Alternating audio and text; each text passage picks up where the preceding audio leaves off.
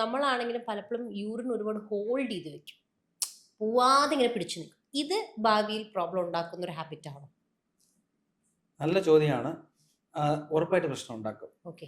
Especially in ഫീമെയിൽസിലാണ് ഞാൻ കാണുന്നത് ആ. ഇൻഫെക്ഷൻ റേറ്റ് കൂടും.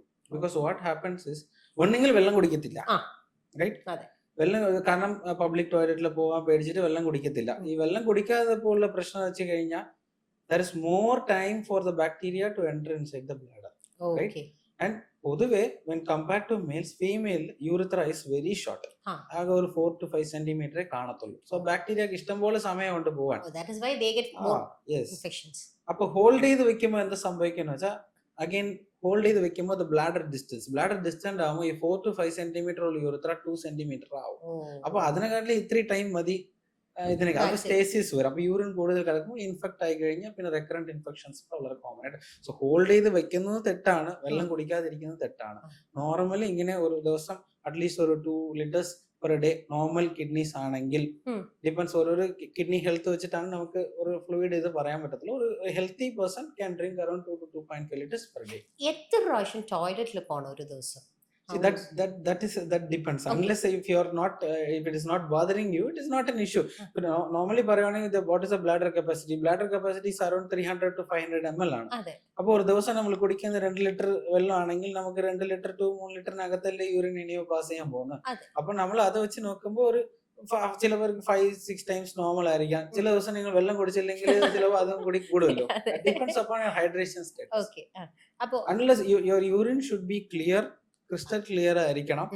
May be pale yellow is okay. Okay. വെള്ളം കുടിയും കുറവാണെങ്കിൽ നമുക്ക് അറിയാൻ പറ്റും. അത് ഞാനാണെങ്കിലും നിങ്ങളാണെങ്കിൽ ആരാണെങ്കിലും യൂറിൻ പാസ് ചെയ്യുമ്പോൾ അത് അറിഞ്ഞിട്ടേ പോവുള്ളൂ. അറിഞ്ഞിട്ടും പോകുന്നുണ്ടെങ്കിൽ ഫസ്റ്റ് തിങ് നമ്മൾ ഹൈഡ്രേറ്റഡ് അല്ല എന്നായിരിക്കും. നമ്മൾ ഒന്ന് ചിന്തിച്ച് നോക്കി ശരി നമ്മൾ 6 മണിക്കൂറായിട്ട് വെള്ളം കുടിച്ചില്ല എന്ന് നമുക്ക് മനസ്സിലാവും. ശരി. അതുപോലെ ചോദിക്കാൻ ചില ആൾക്കാർ പറയും മൂത്രം ഒഴിക്കുമ്പോൾ പത കണ്ട അതൊരു കിഡ്നി പ്രോബ്ലം ആണ്. Is it so? Not always, but കാരണം യൂറിനിലെ എല്ലാവരുടെ യൂറിനിലും പ്രോട്ടീൻസ് ഉണ്ടാവും, റൈറ്റ്? പക്ഷെ ഒരു ലിമിറ്റ് ഉണ്ട് അതിന്, നോർമൽ ലെവലുണ്ട്. പക്ഷെ പ്രോട്ടീൻ്റെ അളവ് കൂടുമ്പോഴാണ് പത യൂഷ്വലി കൂടുതൽ കാണുന്നത്. ചിലപ്പോൾ ഈവൻ നമ്മൾ യൂസ് ചെയ്യുന്ന ടോയ്ലറ്റിൽ ഡിറ്റർജന്റ് ഒക്കെ ഉണ്ടെങ്കിലും കൂടി പതയാ. അത് നമുക്ക് ടെസ്റ്റ് ചെയ്ത് നോക്കണം. പക്ഷെ ഒരു യൂറിൻ പ്രോട്ടീൻ ചെയ്യാൻ ഇറ്റ് അവൈലബിൾ എവരിവെയർ. അത് ചെയ്ത് നോക്കിയിട്ട് സപ്പോസ് പ്രോട്ടീൻ്റെ ഇത് കൂടുതലായിട്ട് കാണുന്നുണ്ടെങ്കിൽ ഫോളോ അപ്പ് വേണം. എവാലുവേറ്റ് ചെയ്യുന്നത് നല്ലതാണ്. യങ് പേഷ്യൻസ് കുറെ ആൾക്കാർ ഇപ്പൊ ഞാൻ കാണാറുണ്ട്. മേ ബി എനിക്ക് അറിയത്തില്ല, കുറെ ആൾക്കാർ കാണുന്നത് ഈ ജിമ്മിൽ പോയിട്ട് എക്സ്റ്റേണൽ സോഴ്സസ് ആയിട്ട് എന്തെങ്കിലും എടുക്കുമ്പോഴാണ് കൂടുതൽ ഞാൻ കാണുന്നത്. Okay, fine. അപ്പൊ മാഡം സാർ പറയണ്ടായി ഈ ഫീമെയിൽസിനാണ് കൂടുതലായിട്ട് UTI, urinary infection. I have to add one point. Something that should be asked: why are the ladies doing that? Why are they holding their urine? Why are they not drinking water? Who is responsible for that? അത് address ചെയ്യാൻ നമ്മുടെ നാട്ടിൽ എന്താ പറ്റാത്തത് ഇതുവരെയ്ക്കും? We are adopting a lot of things from western culture, right? അത് adopt ചെയ്യുമ്പോൾ അവിടുത്തെ ക്ലെൻലിനെസ് ഓഫ് ദ ടോയ്ലറ്റ്സ്, അല്ലെങ്കിൽ ഇത് ഇപ്പം ഒരു ട്രാവലിന് പോയി കഴിഞ്ഞാൽ അത് അക്സസിബിലിറ്റി ടു ക്ലീൻ ടോയ്ലറ്റ്സ്, അത് നമുക്ക് എന്തുകൊണ്ട് ഇവിടെ കൊണ്ടുവരാൻ പറ്റുന്നില്ല? Who will take responsibility for the women? അത് നമ്മൾ ലേഡീസിന്റെ അടുത്ത് it's very easy to tell them you should not hold, you should drink more water. But see, I know, I am a woman, I know, like when you go outside how difficult it's to find a clean toilet. We cannot blame them. We have to blame the system who is making them do that, who is responsible for the infection. Kore pee bags vannittundu females. How much access adellarkum undu? Etra പേർക്ക് അതിനെ കുറിച്ച് അറിയാം? നമുക്കിപ്പോ ഒരു ഏറ്റവും important ആയിട്ട് ഒരു lady ചെയ്യേണ്ട കാര്യം ഒരു cervical cancer screening test, Pap smear test. അതിനെ കുറിച്ച് എത്ര പേർക്ക് അറിയാം? അത്രയും ഇമ്പോർട്ടന്റ് ആയിട്ടുള്ള ഒരു കാര്യത്തിനെ കുറിച്ച് അറിയാത്തവർ ഒരു 60-70% കാണും. അപ്പൊ പീ സേഫ്, പീ ബാഗിനെ കുറിച്ച് എത്ര പേർക്ക് അറിയാം? എത്ര പേർക്ക് ആക്സസ് ഉണ്ട്? ആൾക്കാർക്ക് എങ്ങനെ അവൈലബിലിറ്റി ഉണ്ടെന്ന് കൂടെ അറിയത്തില്ല. ഒരു മെൻസ്ട്രൽ കപ്പിന് ഒരു അക്സെപ്റ്റൻസ് അതിനെ കുറിച്ച് പറയുമ്പോൾ അത് അക്സെപ്റ്റ് ചെയ്യാൻ കുറവായിട്ടുള്ള ആൾക്കാർ. ആൻഡ് ഓൾസോ അക്സസിബിലിറ്റി അതുണ്ടെങ്കിൽ പോലും ഒരു പ്രൈവറ്റ് ആയിട്ട് അവർ ആഗ്രഹിക്കുന്ന ഒരു പ്രൈവസി, ഒരു cleanliness, it's not there. So the system is to blame for that, I feel. For his patients rising with urinary female, especially females. അത് some somebody has to do something about it seriously. It's high time. അതെ, that is actually true. കാരണം വെച്ചാൽ ഞാൻ മനസ്സിലാക്കില്ല, കേരളത്തിലാണ് ഏറ്റവും കൂടുതൽ ആണുങ്ങൾ സൈഡിൽ കാര്യം സാധിക്കുന്നത്. പുറത്ത് അങ്ങനെ ഇല്ലല്ലോ. അപ്പൊ അതുകൊണ്ട് they have better toilets. They have better toilets. They can just go and nobody cares. Nobody cares, no? Like when you see a man peeing in public, who is going to take a case? ആരും ഒന്നും ചെയ്യുന്നില്ലല്ലോ. And it's public, it's there. Which lady can do that? Which lady will do that? Nobody will. I'm not supporting being in public. I'm just telling you, there are no places, safe, clean places, especially ഒരു ഇപ്പോഴത്തെ നല്ല ഒരു വളരെ sophisticated ആയിട്ടുള്ള offices, hospitals അങ്ങനെയൊക്കെ പോകുമ്പോഴത്തേക്കും they have access to clean toilets, they have access to clean places. But അത് എത്ര പെർസെൻറ്റേജ് ഓഫ് ദ പോപ്പുലേഷൻ ആണ്? അത് ഒരു ട്രാവൽ ചെയ്യുമ്പോഴത്തേക്കും എപ്പോഴും ഒരു ട്രാവൽ കഴിഞ്ഞിട്ടാണ് ഈ പ്രശ്നമായിട്ട് വരുന്നത്. And this urinary infections and vaginal infections are very common. Like they are kind of like very closely connect. ഒന്ന് വന്നാൽ മറ്റേത് ദാറ്റ്സ് വാട്ട്. നമ്മൾ ട്രാവൽ ചെയ്ത് നമ്മൾ വെള്ളം കുടിച്ചാൽ പോലും ട്രാവൽ ചെയ്ത് ഒരു സ്ഥലത്ത് എത്തുമ്പോൾ you kind of get urinary problems. Even actually multiple time bladder issues വരുമ്പോൾ അത് നമ്മുടെ കിഡ്നീസിനെയും എഫക്ട് ചെയ്യുന്നു അല്ലേ? ഉറപ്പായിട്ടും. Recurrent infection is always a big concern. That's what. അപ്പൊ അത് കാരണം സ്റ്റോൺസ് വരാനും ഇൻഫെക്ഷൻസ് വരാനും and then the damage everything following it അല്ലേ? ഈവൻ ചില ക്യാൻസേഴ്സ് വരെ it is related to unhygienic conditions. Is it true? Hygienic condition. ഇപ്പം നമ്മളൊരു സെർവിക്കൽ ക്യാൻസർ ഒക്കെ എടുത്തു കഴിഞ്ഞാൽ ഒരു ലോ സോഷ്യോ എക്കണോമിക് സ്റ്റേറ്റസ് അങ്ങനെയൊക്കെ നമ്മൾ പറയാറുണ്ട്. Infections, that is HPV, because cervical ക്യാൻസറിന്റെ most common causes human papilloma virus, and that is a most common sexually transmitted virus. Not just cleanliness എന്നൊരു ആസ്പെക്ട് മാത്രമല്ല അവിടെ ഉള്ളത്. മാഡം ക്യാൻസർ സ്ക്രീനിങ്ങിനെ കുറിച്ച് പറയണേ. അപ്പൊ can you just elaborate on that? Cervical cancer screening is something that every lady should do at least from the age of 30, at least minimum from the age of 30, once every year. It's a very simple test. It's called a pap smear test. അത് ചെയ്യാൻ വേണ്ടി നിങ്ങളൊരു health package എടുക്കുകയോ വേറെ എവിടെയെങ്കിലും ഇന്ന വലിയ tertiary care സെറ്റപ്പിൽ തന്നെ പോകണം എന്നില്ല. Any gynecologist sitting anywhere in the country can help you with this. It is not painful.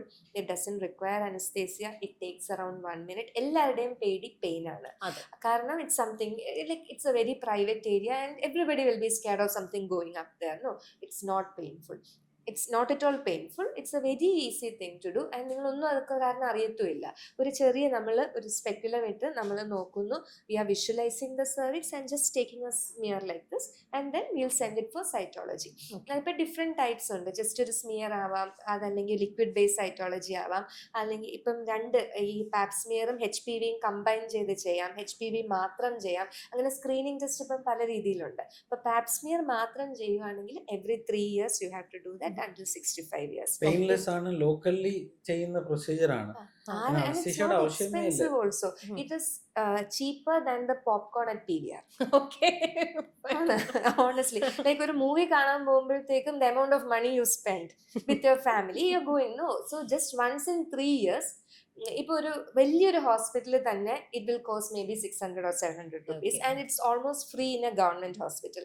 So അത് നമുക്ക് ചെയ്യാൻ പറയുന്ന അത് നമ്മളിപ്പോൾ ഒരാളെടുത്ത് ഒരു വരുമ്പോഴത്തേക്കും when I tell them to do this, the first thing they look at me as if I get something out of it. I don't get anything out of it. Cervical cancer elimination is something very close to my heart, so I try to educate every woman who comes to me. അപ്പോൾ അങ്ങനെ അവരടുത്ത് പറയുമ്പോൾ first thing and then second thing, please repeat after. അയ്യോ 3 വർഷത്തിന് ശേഷം ചെയ്യണം എന്നാണെങ്കിൽ എനിക്ക് വേണ്ട. വൈ? ഇപ്പൊ വെസ്റ്റിലൊക്കെ ആണെങ്കിൽ there is a system. They keep recalling them. അവർ വിളിച്ച് ഇൻഡിവിജ്വലി വിളിച്ചാലും ബുദ്ധിമുട്ടാണ്. ഡോക്ടർ വീണ്ടും വീണ്ടും എന്നെ വിളിച്ചു. Then another thing, another very common thing why they don't do is, ചെയ്ത് എന്തെങ്കിലും പ്രശ്നമുണ്ട് എന്ന് തോന്നിയാലോ കണ്ടുപിടിച്ചാൽ will treat it. That is why we are doing it അല്ലേ? ബിക്കോസ് ഈ സെർവിക്കൽ ക്യാൻസർ ഉണ്ടാക്കുന്ന HPV can lie dormant for a long time. ഒരു 20-22 years it can lie dormant and then cause cancer. So you do this every 3 years. ഈ dormant സ്റ്റേജിൽ ഉണ്ടാക്കുന്ന changes നമുക്ക് പിക്ക് ചെയ്യാൻ പറ്റും and we can give you the treatment for that stage and prevent cervical cancer from happening to you. ഈ cervical ക്യാൻസറിനൊന്നും അങ്ങനെ symptoms ഒന്നും അങ്ങനെ കാണത്തില്ല. അവർ യൂഷ്വലി ഒരു ഇന്റർകോഴ്സിന് ശേഷമുള്ള ബ്ലീഡിങ് അല്ലെങ്കിൽ ഡിസ്ചാർജ് അങ്ങനെയൊക്കെയാണ് വരുന്നത്. പലരും അത് അവോയ്ഡ് ചെയ്യും. ആൻഡ് ബൈ ദ ടൈം അവരൊരു ഭയങ്കര പ്രൊഫ്യൂസ് ബ്ലീഡിങ് ആയിട്ട് പോയി കാണുമ്പം നമുക്കൊരു ഇന്നോപ്പറബിൾ സ്റ്റേജിലോട്ട് പോകും.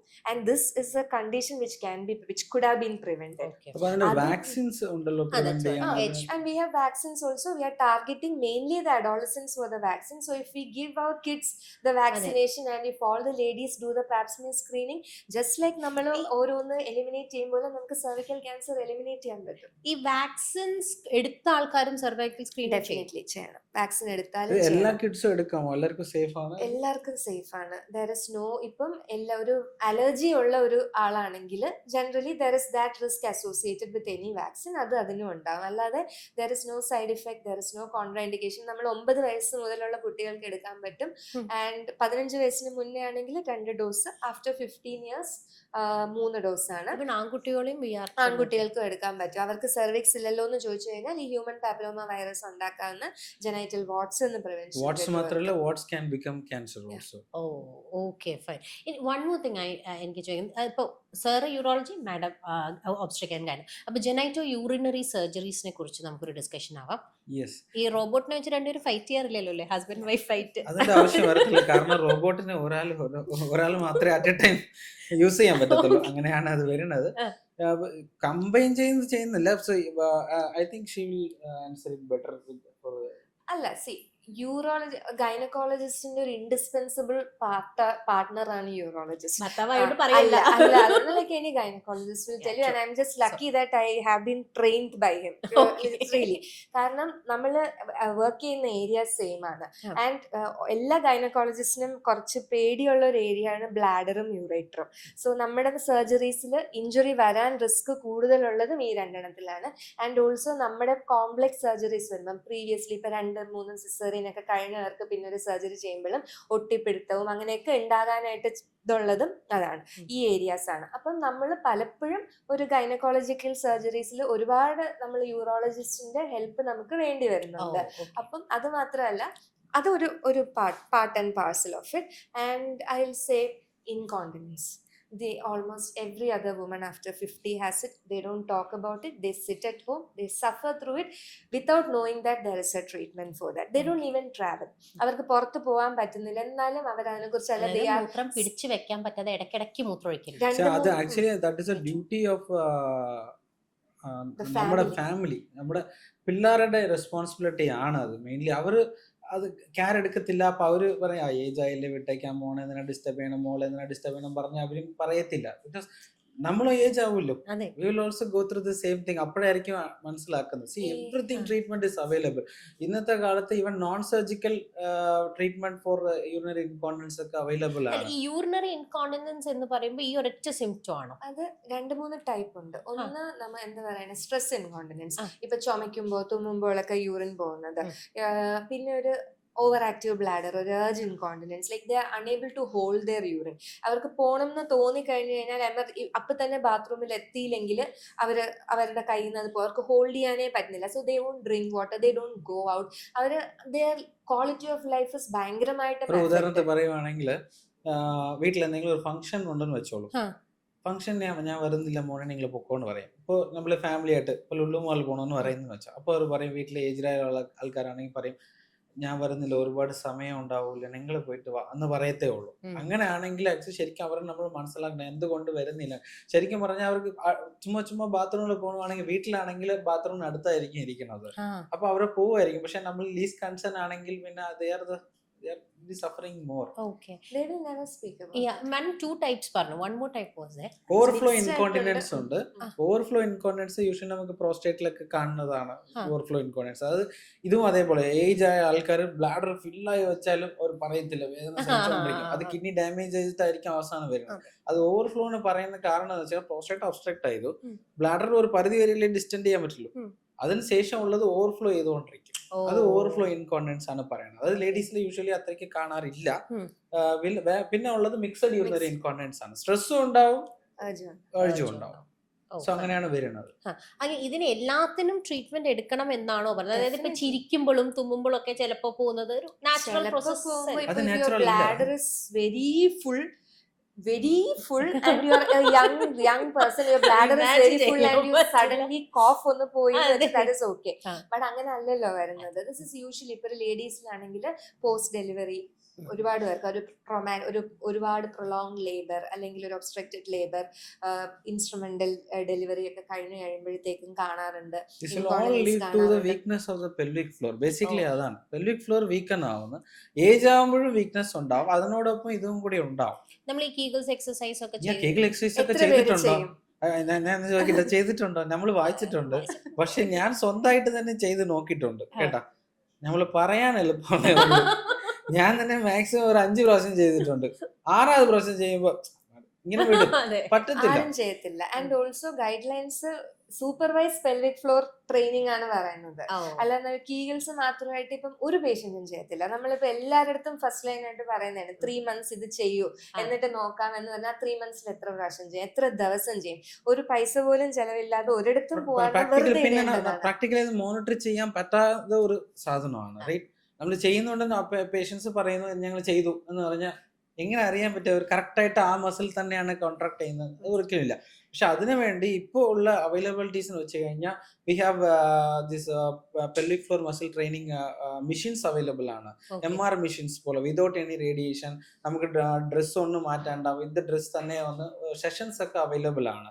I think she is trained in cosmetic and she knows better in that. അതൊക്കെ യൂസ് ചെയ്യാൻ പറ്റും. പിന്നെ ഉള്ളത് biofeedback. Biofeedback is also on the rise. ഇത് പേഷ്യൻസ് കാണിച്ചു കൊടുക്കും. അത് മലദ്വാരത്തിൽ ഒരു പ്രോബ് വെച്ചിട്ട് പേഷ്യന്റ് അടുത്ത് കീഗൽ എക്സസൈസ് ചെയ്യാൻ പറയും. അപ്പോൾ അത് കറക്റ്റ് അവർ കൺട്രാക്ട് ചെയ്യുന്നുണ്ടാണ് നമുക്ക് ഗ്രാഫിൽ കാണാൻ പറ്റും. സോ അങ്ങനെ അവർക്ക് പഠിപ്പിച്ച് കൊടുക്കാൻ പറ്റും. പിന്നെ ഉള്ളത് കുറെ ബുക്സിൽ തന്നെ കണ്ടിട്ടുള്ള കോൺസിനൊക്കെ വെജനൽ കോൺസിനൊക്കെ പറയുന്നുണ്ട്, പക്ഷെ അത് കണ്ടിട്ടില്ല. പിന്നെ അത് മാത്രമല്ല അത് അത്ര അക്സെപ്റ്റബിൾ ആയിട്ട് ഉള്ള സാധനം അല്ല. കാരണം നമ്മൾ അത് വെജനകത്ത് ഈ വെയിറ്റഡ് കോൺസ് വെക്കും. അത് ടൈം പീരീഡിൽ വെയിറ്റ് കൂട്ടി വെക്കും. അത് ചിലപ്പോൾ വീഴും. പ്രാക്ടിക്കലി പോസിബിൾ ഇല്ല. പക്ഷെ ഇപ്പൊ പ്രാക്ടിക്കലി പോസിബിൾ ഉള്ളത് ഞാൻ പറഞ്ഞതുപോലെ PFMT മെഷീൻസ് അവൈലബിൾ ആണ്. 2 ബയോ ഫീഡ്ബാക്ക് ഇസ് അവൈലബിൾ. പിന്നെ നേരത്തെ ചോദിച്ചതിൽ വേറെ യൂറോ ഗൈനക്കോളജി പ്രൊസീജിയർ ഏതായിരിക്കും ബെറ്റർ എന്ന് ചോദിച്ചതല്ല. ചില ഫിസ്റ്റുലാസ് ഉണ്ട്, ലൈക്ക് വെസൈക്കോ വെജനൽ ഫിസ്റ്റുല എന്നൊക്കെ പറയും, യൂറിട്രോ വെജനൽ ഫിസ്റ്റുലാസ് എന്ന് പറയും. ഇന്നെവിറ്റബിൾ ആയിട്ട് ചില കേസസിൽ നടക്കും. റൈറ്റ്, അതിനൊക്കെ robotic will be very useful than laparoscopy എന്ന് നമുക്ക് എക്സ്പീരിയൻസ് വെച്ച് പറയാൻ വരുന്നത്. അതുപോലെ തന്നെ സാർ ലേറ്റസ്റ്റ് ആയിട്ട് പ്രോസ്റ്റേറ്റിന് കുറച്ച് ട്രീറ്റ്മെന്റ്സ് ഉണ്ടെന്ന്. യെസ്, അതിന് മുന്നേ ആദ്യം പറയേണ്ടത് പ്രോസ്റ്റേറ്റ് ഡിസീസ് ആണെങ്കിൽ എന്റെ അടുത്ത് കണ്ടു കഴിഞ്ഞാൽ ഞാൻ എല്ലാവർക്കും എടുത്ത് സർജറി ഒന്നും ചെയ്യാൻ പോകുന്നില്ല. അതുകൊണ്ട് പേടിച്ചിട്ട് ആരും വരാതിരിക്കരുത്. ആദ്യം എപ്പോഴും ഞാൻ പറഞ്ഞ പോലെ ഫസ്റ്റ് ലൈഫ് സ്റ്റൈൽ മോഡിഫിക്കേഷൻ ആണ്, സെക്കൻഡ് മെഡിക്കൽ മാനേജ്മെന്റ് ആണ്, എന്നിട്ട് 3rd and 4th ഓപ്ഷൻസ് എല്ലാം ഉണ്ട് depending upon the age, symptoms എല്ലാം വെച്ചിട്ടാണ്. പിന്നെ ഉള്ളത് എറക്ടൈൽ ഡിസ്ഫങ്ഷൻ ആൻഡ് പ്രോസ്റ്റേറ്റ് 2 ചേർന്നും വരാം. ഇറക്ടൈൽ ഡിസ്ഫങ്ഷൻ എന്ന് പറയുന്നത് നമുക്ക് പെനിസിന്റെ സ്ട്രെങ്ത് കീപ്പ് ചെയ്യാൻ പറ്റാത്ത ഒരു അവസ്ഥ വരുന്നത്. അത് ഒരുപാട് കോസസ് ഉണ്ട് ഇറക്ടൈൽ ഡിസ്ഫങ്ഷനിൽ. ഞാൻ അതിനോട് അകത്ത് പോകുന്നില്ല, ടോപ്പിക്കിൽ സ്റ്റിക്ക് ആവുന്നുണ്ട്. പക്ഷെ ഇമ്പോർട്ടന്റ് കാര്യം പറയാനുള്ളത് andrology is also dealt by urologist only. അതുകൊണ്ടാണ് ആദ്യം തന്നെ പേര് പറഞ്ഞത് ജെനിറ്റോ യൂറിനറി സർജറി എന്നാണ്. സോ പല പേർക്ക് ഡൗട്ട് ഉണ്ടാവും ആൻഡ് സെക്ഷുവൽ ഇഷ്യൂസ് എങ്ങനെ പോകണം എന്ന് ചോദിക്കുന്നതാണ്. എറക്ടൈൽ ഡിസ്ഫങ്ഷൻ ഇതിനോട് പ്രോസ്റ്റേറ്റ് എൻലാർജ്മെന്റ് കൂടെ ചേർന്ന് വരാം, സെപ്പറേറ്റ് എൻറ്റൈറ്റിയും വരാം. Depending upon that which is more which is less, ഇത് ബേസ് ചെയ്തിട്ടായിരിക്കും നമുക്ക് ട്രീറ്റ്മെന്റ് ഓപ്ഷൻസും മെഡിക്കൽ മാനേജ്മെന്റും നമ്മൾ കൊടുക്കുന്നത്. ആൻഡ് ഏജ് വൈസേ നമ്മൾ മാനേജ്മെന്റ് പറയത്തുള്ളൂ. ഇന്നത്തെ കാലത്ത് നമുക്ക് ന്യൂവർ മൊഡാലിറ്റീസ് ഒക്കെ വന്നിട്ടുണ്ട് which does not affect your sexual function. Right, like Rezum water vapour therapies നമുക്ക് ഇവിടെ ലഭ്യമാണ്. പിന്നെ യൂറോ ലിഫ്റ്റ് എന്ന് പറയുന്ന പ്രൊസീജിയേഴ്സ് ഉണ്ട്. പക്ഷെ ആർക്ക് ചെയ്താൽ benefit it's endoscopic procedure, entirely endoscopic procedure ആണ്. പക്ഷെ ഒരു ഡേ കെയർ ആയിട്ട് നമുക്ക് ചെയ്യാൻ കഴിയും. ഇപ്പൊ കൺവെൻഷണൽ പ്രൊസീജിയർ ആണെങ്കിൽ ഒരു 3 days നമ്മുടെ പെനിസ് വഴിയായിട്ട് യുറിത്ര വഴിയായിട്ട് തന്നെ കയറി പ്രോസ്റ്റേറ്റ് ഒക്കെ കണ്ടിട്ട് റെസ്യൂം വാട്ടർ വേപ്പർ തെറാപ്പിയിൽ ഒരു സ്പെഷ്യൽ ഗൺ ഉണ്ട്. ആ ഗൺ ഇസ് സ്മോളർ ഗൺ. നമ്മൾ കൺവെൻഷണൽ പ്രൊസീജിയർ യൂസ് ചെയ്യുന്നതൊക്കെ കുറച്ചും കൂടി വലിയ സ്കോപ്സ് ആണ് യൂസ് ചെയ്യുന്നത്. ഇതിൽ യൂസ് ചെയ്യുന്നത് ചെറിയ സ്കോപ്പാണ്, അപ്പൊ സ്ട്രിക്ചറിന്റെ ചാൻസ് കുറവാണ്. We select some areas in the prostate, safe ആയിട്ടുള്ള ഏരിയാസ് സെലക്ട് ചെയ്തിട്ട് അവിടെ മാത്രം നമുക്ക് വാട്ടർ വേപ്പർ ഇഞ്ചെക്ട് ചെയ്യും. അതിന് സെപ്പറേറ്റ് ഗൺ ഉണ്ട്. Right? അപ്പൊ ഇത് ചെയ്യുന്ന advantages next day itself they can go home, or the same day also they can go home and completely painless. Okay. But ഇതിന് പറയുന്നത് വെച്ച് കഴിഞ്ഞാൽ we are not taking any tissues outside. So നമുക്ക് biopsy ഇല്ല. പക്ഷെ ഇതിന് എത്ര കാലം എല്ലാരും ചോദിക്കുന്ന അപ്പൊ ഇനി തിരിച്ചു വരത്തില്ലേ പ്രോസ്റ്റേറ്റ്? ഏത് സർജറി ചെയ്താലും പ്രോസ്റ്റേറ്റ് തിരിച്ചു വരാം. പക്ഷെ പോയിന്റ് ഇതിലെ കുറച്ച് കൂടുതലായിരിക്കാം. കാരണം നമ്മൾ we are not taking out the whole prostate, right? നമ്മൾ പക്ഷെ ഇത് സെക്ഷുവലി ആക്റ്റീവ് ആയിട്ടുള്ള മെയിൽസിനും ഹൈ കോമോർബിഡിറ്റീസ്, കുറെ ഹാർട്ടിന്റെ പ്രോബ്ലം ഉള്ള patients who cannot withstand the conventional procedures, they can choose this provided indications ഉണ്ട്. എല്ലാ കേസിനും സക്സസ് ആവും ഞാൻ പറയത്തില്ല. We will do a preliminary scopy and then we will decide ഈ ബെനിഫിറ്റ് ആയിരിക്കും ഇല്ല. Whichever is benefit I will give them options. Benefit ഇല്ലാത്ത പ്രൊസീജിയർ ഞാൻ ഒരിക്കലും പറയാറില്ല. ഇതുപോലെ തന്നെ ഞാൻ ചോദിക്കുന്നത്, ക്യാൻസർ റിലേറ്റഡ് ആയിട്ട് നമുക്ക് റോബോട്ടിക് സർജറി യൂസ് ചെയ്ത് ക്യാൻസർ മാനേജ്മെന്റിൽ ഹെൽപ്ഫുൾ ആണ്? ഡെഫിനറ്റ്ലി. അതാണ് അതിന്റെ മാനേജ്മെന്റ് തന്നെ. റോബോട്ടിന്റെ മോസ്റ്റ് യൂസ്ഫുൾ സർജറി പറയുന്നത് ഈ പ്രോസ്റ്റേറ്റ് ക്യാൻസറിലാണ്, റൈറ്റ്? കാരണം ഏറ്റവും ഡീപ്പസ്റ്റ് സ്ട്രക്ചർ പ്രോസ്റ്റേറ്റ് ആണ് പെൽവിസിലിരിക്കുന്നത്, റൈറ്റ്? അപ്പൊ അതില് ബെനിഫിഷ്യൽ ആയിട്ടുള്ളത് ഡെഫിനറ്റ് റോബോട്ടിക് സർജറി ആണ്. വേറെ ക്യാൻസർ പറയുന്നത് bladder is also very useful, and it's also it can be useful, very useful. അപ്പൊ നമുക്ക് റീനൽ മാലിഗ്നന്റ് മാത്രമാണോ നമുക്ക് ഹോൾ സ്ട്രക്ചർ റിമൂവ് ചെയ്യാൻ എവരിതിങ്? ലാപ്രോസ്കോപ്പിയിൽ ചെയ്യാൻ പറ്റുന്നത് എല്ലാം റോബോട്ടിൽ ചെയ്യാൻ പറ്റും. വേറെ കണ്ടീഷൻസ് ഒക്കെ ഉണ്ട്, ലൈക്ക് ഈവൻ പൈലോപ്ലാസ്റ്റി എന്ന് പറഞ്ഞ കണ്ടീഷൻ ഉണ്ട്, ഫോർ PUG ഒബ്സ്ട്രക്ഷൻ എന്ന് പറയും. അത് കിഡ്നിയിലെ തടസ്സം വരുന്നതാണ്. ഈവൻ അത് everything that can be done in laparoscopy can be done with robotic with these. Oh fine. പേഷ്യന്റിനും ഗുണാണ്? പേഷ്യന്റ് ആണ് ഫസ്റ്റ്, പിന്നെയാണ് സർജൻ. ഓക്കെ. അല്ല, ഐ വാസ് തിങ്കിങ് ഇപ്പോ പല ആൾക്കാരും ബിക്കോസ് ബെനിഫിറ്റ് ആർക്കാണ് കിട്ടേണ്ടത്? പേഷ്യന്റ്. അല്ല, അത് പല ആൾക്കാരും ചോദിക്കുന്ന ഒരു കാര്യം. കാരണം എന്താ വെച്ചാല് കുറച്ച് കോസ്റ്റ് കൂടുതലാണ് കമ്പയർഡ് ടു ലാപ്രോസ്കോപ്പി. അത് ഡെഫിനറ്റ്ലി ഉണ്ടാവും. കാരണം ഈ ഇൻസ്ട്രുമെന്റ്സിന്റെ ലൈഫ് ടൈം ഉണ്ട്. ആൻഡ് സ്പെസിഫിക് ഞാൻ പറഞ്ഞില്ല, ഡെക്സ്റ്റിരിറ്റി, ഇത്ര മൂവ്മെന്റ് ഉള്ള ഇൻസ്ട്രുമെന്റ്സ് ആണ്. അപ്പൊ ഈസിലി ഡാമേജസ് ഒക്കെ വരും, ഇൻസ്ട്രുമെന്റ്സിന് ഡാമേജസ് വരും. അപ്പൊ ഇൻസ്ട്രുമെന്റ്സിന്റെ വാറന്റർ ഈസിലി വരും, റൈറ്റ്? അതുകൊണ്ടാണ് അതിന്റെ ഇത് കൂടുന്നത്, റൈറ്റ്? അല്ലാതെ വേറെ ഒരു ഇതുമില്ല. പക്ഷെ പിന്നത്തെ എനിക്ക് തോന്നുന്നു when you compare with laparoscopy അത്ര അല്ല, ഐ വാസ് ഓൾസോ തിങ്കിങ്. പക്ഷേ ലാപ്രോസ്കോപ്പി ആണെങ്കിൽ നമുക്ക് ടൈം, നമുക്ക് വീട്ടിൽ പോകാനും കാര്യങ്ങൾ ചെയ്യാൻ, നമുക്ക് റെസ്യൂം ചെയ്യാനുള്ള ടൈം ഇസ് ഓൾസോ ലെസ്.